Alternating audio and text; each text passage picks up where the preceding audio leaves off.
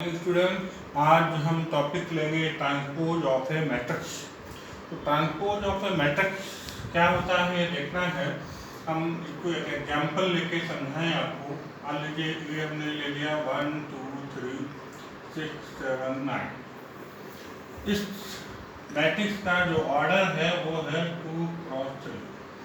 तो transpose of A matrix क्या होता है कि अगर किसी मैट्रिक्स की रो को कॉलम में और कॉलम को रो में इंटरचेंज कर दिया जाए तो वो उसका ट्रांसपोज हो जाता है, ट्रांसपोज ऑफ ए मैट्रिक्स निकलाता है। Transpose of A matrix A is denoted by A dash. ये दो तरीके से और डिनोट होता है, ए पावर टी या ए पावर टी। ये भी ट्रांसपोज डिनोटेशन है, लेकिन जनरली हम ए डैश बोलते हैं। ए डैश का मतलब है ट्रांसपोज ऑफ ए मैट्रिक्स। इस मैट्रिक्स का अगर हम ट्रांसपोज निकालें तो रो को कॉलम में चेंज कर दें 1 2 3, इस रो को कॉलम में चेंज कर दें 6 7 9, तो ये हमारा ट्रांसपोज ऑफ ए मैट्रिक्स निकल आया। तो अगर मैट्रिक्स का ऑर्डर 2 क्रॉस 3 है तो ट्रांसपोज ऑफ ए मैट्रिक्स का ऑर्डर उल्टा हो जाएगा, ये हो जाएगा 3 क्रॉस 2। तो इस तरीके से हम देख सकते हैं ट्रांसपोज ऑफ ए मैट्रिक्स। अब हम बात करेंगे some theorems of transpose of matrix. तो ट्रांसपोज ऑफ मैट्रिक्स पे कुछ थ्योरम्स हैं। थ्योरम 1 की बात करें अगर हम, तो A dash dash equal to A, transpose of A matrix of transpose. अगर किसी मैट्रिक्स का हम 2 बार ट्रांसपोज कर दें तो हमें वापस वही मैट्रिक्स मिल जाती है। थ्योरम 2 है A plus B dash equal to A dash plus B dash. Theorem 3 है A minus B dash equal to A dash minus B dash. Theorem 4 की बात करें तो थ्योरम 4 है ए, ये बहुत इंपॉर्टेंट थ्योरम है और यूटी में भी पूछ ली जाती है, B dash into A dash. यहाँ समझने वाली बात यह है कि A B dash equal to, अब बी पहले आ जाएगा, B dash into A dash. Theorem 5 है यहाँ पर कि अगर कांस्टेंट जुड़ा है किसी मैट्रिक्स के साथ में तो कांस्टेंट तो आगे आ जाएगा और मैट्रिक्स का ट्रांसपोज हो जाएगा।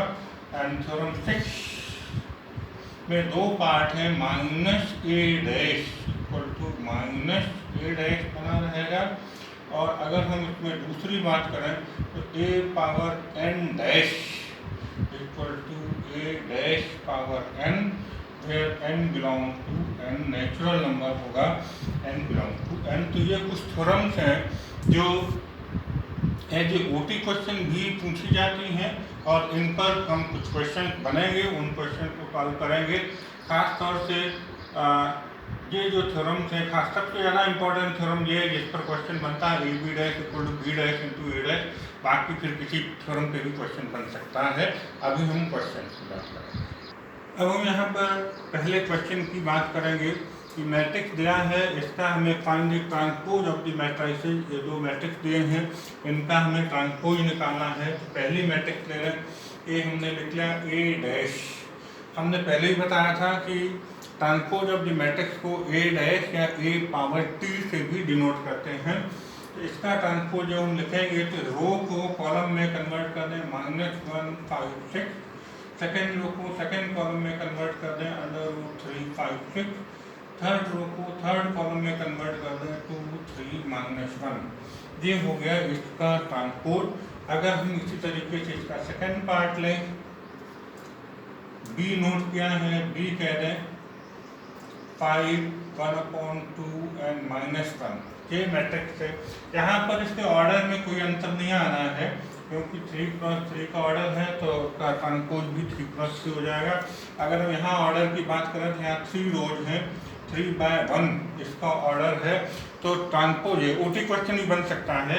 तो ट्रांसपोज ऑफ द मैट्रिक्स का ऑर्डर क्या हो जाएगा 1/3। कैसे हो जाएगा वो देखिएगा, बी डैश आपका निकल आएगा, ये कॉलम है इसको रो में कन्वर्ट कर दें तो 5 1/2 -1। और अगर हम इस मैट्रिक्स का ऑर्डर लिखें तो इसमें 1 रो है और 3 कॉलम्स हैं, तो इसका ऑर्डर हो जाएगा 1 क्रॉस 3। तो यहाँ पर बच्चों एक ओटी क्वेश्चन बहुत अच्छा से बन सकता है कि किसी मैट्रिक्स का, अगर मान लीजिए कोई मैट्रिक्स है AIJ, इसका ऑर्डर है m क्रॉस n, और हमसे पूछा जाता है order of the transpose of the matrix. मान लीजिए इसका ट्रांसपोज बन जाता है BIJ, और तो उसका ऑर्डर हो जाएगा n क्रॉस m। ये बात ध्यान देने वाली। अब हम सेकेंड क्वेश्चन की बात करेंगे। सेकेंड क्वेश्चन में हमें A और B दो मैट्रिक्स दिए हुए हैं, दो पार्ट हैं, आपको प्रूव करना है A plus B dash equal to A dash plus B dash, जो थ्योरम हमने बताई थी, और दूसरी थ्योरम बताई थी A minus B dash equal to A dash minus B dash. इन दोनों थ्योरम को हम बारी बारी से प्रूव करेंगे। फर्स्ट थ्योरम के लिए अगर हम इसकी LHS निकालने की बात करें तो सबसे पहले हमें A प्लस बी निकालना पड़ेगा, दोनों मैट्रिक्स का प्लस करना पड़ेगा। -1 2 3 5 7 9 -2 1 1 प्लस -4 1 -5 1 2 0 1 3 1। जब भी हम दो मैट्रिक्स प्लस करते हैं तो उनके कॉरस्पॉन्डिंग एलिमेंट को प्लस कर लें। -1 -4 -5 2 + 1 3 3 -5 -2 5 + 1 6 7 + 2 9 9 + 0 9 -2 + 1 -1 1 + 3 4 and 1 + 1 2। ये आ गया A प्लस B। अगर हम इसका ट्रांसपोज निकालें, LHS लिख लें A प्लस B डैश की अगर हम बात करते हैं तो जब भी हम ट्रांसपोज निकालेंगे तो रो को कॉलम में, कॉलम को रो में कन्वर्ट कर दें। इसका ट्रांसपोज हो जाएगा -5 3 -2 6 9 9 -1 4 2। ये आ गई इसकी LHS। RHS की अगर हम बात करें तो हमें लाना है A dash plus B dash. तो पहले हम चलिए एक साथ कर देते हैं, RHS लिख लें यहाँ पे A dash plus B dash. A dash A हमारे पास ये है, इसका ट्रांसपोज अगर हम लिखेंगे तो रो को कॉलम में कन्वर्ट करें। -1 2 3 5 7 9 and -2 1 1 plus B dash. B dash की अगर हम बात करें तो ये आ जाएगा -4 1 -5 1 2 0 and 1 3 1। ये हमने A डैश और B डैश लिख दिया। इनको हम प्लस करके देखें, -1 -4 -5 5 + 1 6 -2 + 1 -1 2 + 1 3 7 + 2 9 1 + 3 4 3 -5 -2 9 + 0 9 and 1 + 1 2।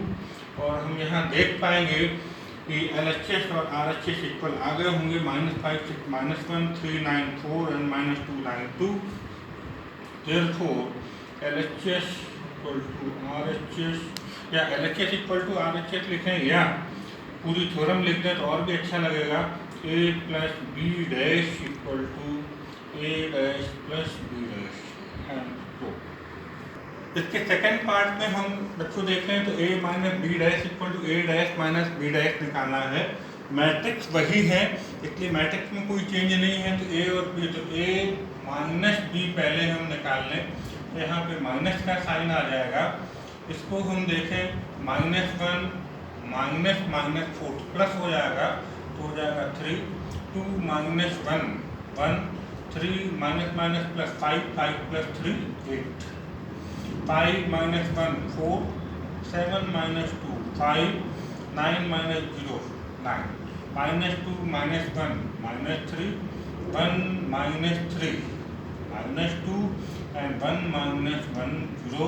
ये हमारे पास आया A माइनस B, और हमें निकालना है A माइनस B डैश।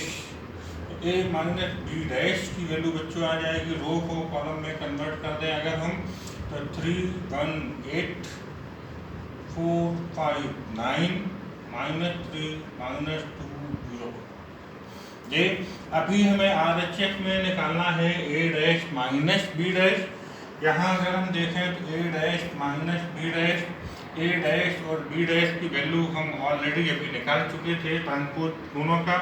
अब अगर हम इनको माइनस करें, -1 -4 प्लस हो जाएगा तो आ जाएगा 3, 5 -1 4, -2 -1 -3, 2 -1 1, 7 -2 5, 1 -3 -2, 3 -5 प्लस हो जाएगा 8, 9 -0 9 एंड 1 -1 2। तो यहाँ बच्चों देख सकते हैं कि ये दोनों मैट्रिक्स दोनों साइड इक्वल निकल आई हैं। 3 4 -3 1 5 -2 8 9 0। Then again we can say that a minus b dash equal to a dash minus b dash। तो ये दो थ्योरम हमने यहाँ पे प्रूव कर ली हैं। इसी तरीके से आगे की थ्योरम भी हम प्रूव करेंगे। क्वेश्चन नंबर 3 बच्चों देखेंगे, बड़ा सिंपल सा क्वेश्चन होता है ये हमने थ्योरम बताई थी, प्रॉपर्टी बताई थी कि transpose of the matrix is a matrix itself. तो अगर हम किसी मैट्रिक्स का 2 बार ट्रांसपोज निकालते हैं तो वापस वही मैट्रिक्स मिल जाती है। 1 मार्क्स के लिए बड़ा अच्छा सा क्वेश्चन होता है ओटी के लिए या short answer, very short answer के लिए। ए हमारे पास दिया है तो पहले हम ए डैश निकालें, रो को कॉलम में और कॉलम को रो में कन्वर्ट करके 2 3 4 5 6 7। इसके बाद एक बार ट्रांसपोज हम और निकालें ए डैश डैश, तो अगेन हम रो को कॉलम में कन्वर्ट कर दें 2 5 3 6 4 7। हम देख सकते हैं कि हमें वापस वही मैट्रिक्स ए मिल गई है, इक्वल टू ए लिख दें, therefore A dash dash equal to A. बहुत सिंपल क्वेश्चन होता है। अब ये क्वेश्चन वेरी शॉर्ट आंसर के लिए या 1 मार्क्स के ओटी के लिए इम्पोर्टेंट। हम आ गए क्वेश्चन नंबर 4 पर। क्वेश्चन नंबर 4 पर अगर ध्यान देना पड़ेगा, ध्यान से देखना पड़ेगा, ए की वैल्यू नहीं दी है, ए डैश दिया, ए डैश -2 3 1 2 एंड बी नॉर्मल दिया है। तो हमसे पूछा है ए प्लस 2b डैश, तो पहले हमें ए डैश से ए निकालना पड़ेगा। तो ए डैश का एक बार हम और ट्रांसपोज कर देंगे तो ए मिल जाएगा। तो ए डैश डैश ये इक्वल टू, तो अगर इसका ट्रांसपोज दोबारा निकालें तो -2 3 एंड 1 2 ये मिल गया हमें ए। जबकि हमें निकालना है a प्लस 2b डैश, तो पहले हम a प्लस 2b की वैल्यू निकालें। तो a प्लस 2b, a हमारे पास निकल आया -2 1 3 2 प्लस 2b -1 0 1 2 -2 1 3 2 प्लस 2 के अंदर मल्टीप्लाई कर दें, एवरी एलिमेंट में मल्टीप्लाई हो जाएगा, -2 0 2 4 एंड इनको हम प्लस कर दें करस्पॉन्डिंग एलिमेंट को, तो -4 1 5 एंड 6 ये आया a प्लस 2b। हमसे पूछा गया है a प्लस 2b डैश, तो a प्लस 2b डैश निकाल लें हम।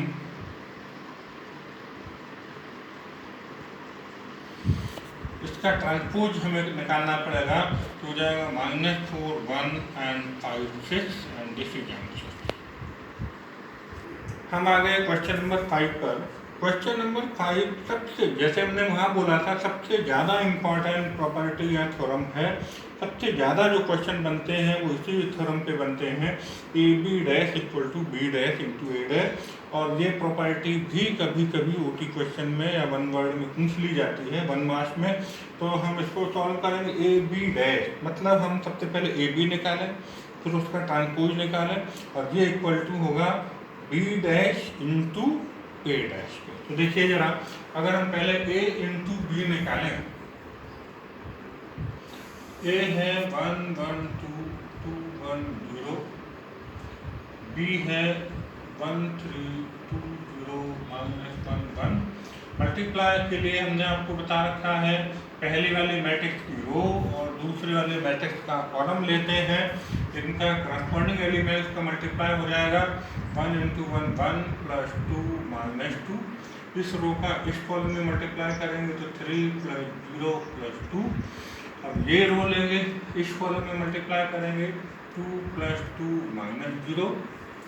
इस रो का इस कॉलम में मल्टीप्लाई करेंगे तो हो जाएगा 6 प्लस 0। ये मल्टीप्लिकेशन आ गया, इसको प्लस कर लें, 2 से 2 कैंसिल, 1 5 4 6 ये आया ए बी। अब अगर हम LHS यहाँ देखें तो हमें निकालना है ए बी डैश, इसका ट्रांसपोज कर दें तो 1 5 4 6, ये एक साइड आ गई। दूसरी साइड के लिए अगर हम बच्चों बात करें तो हमें निकालना है B dash into A dash. यहाँ पर अगर हम RHS निकालें B dash into A dash, B dash अगर बच्चों हम यहाँ से लिखें तो क्या लिखेंगे 1 3 2 0 माइनस 1 1। ए डैश अगर लिखें तो यहाँ से क्या लिख पाएंगे हम 1 1 2 एंड 2 1 0। क्लियर।